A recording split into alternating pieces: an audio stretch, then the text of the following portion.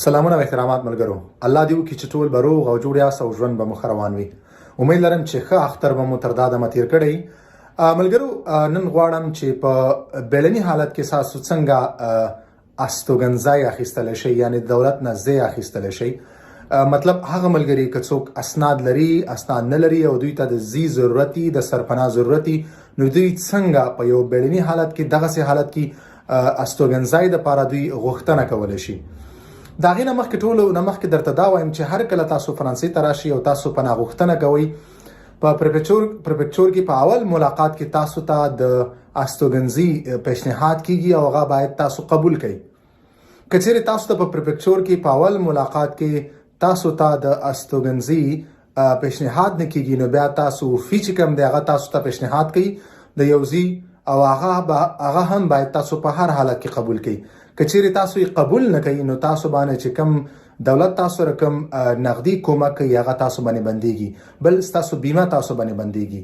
اوس که چیرې یو کس هغه په داسې یو حالت کې چې هغه نه په اول ملاقات کې د استوګنځي ځای ورکړی شوی او نه وفي ورکړی، نو دی به څه کوي؟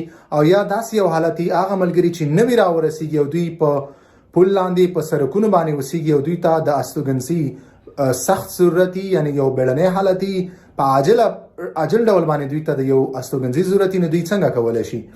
دوی باید 115 شمیرې ته باید زنګ ووهي. 115 شمیره دا هغه یو ټلیفون نمبر دی چې په دې باندې په عاجل ډول باندې تاسو ته په یو بیړني حالت کې تاسو ته استوګنځي درکولی کیږي. نو هغه ملګري، ځکه ډیر ملګري دا کمنټونه کوي او دوی ته د داسې ملګري ډیر شته چې دوی ته د ضرورت دی. په دې کې دا شرط نه دی چې تاسو ته باید تاسو سره اسنادي او که نه.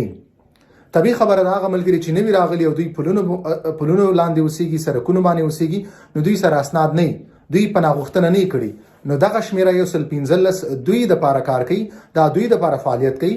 نو تاسو هر څومره زر چې کیږي 115 شمیرې ته زنګ ووهئ ترڅو تاسو ته په عاجل ډول باندې په بیړني حالت کې یو تاسو ته یو استوګنځای درکړي.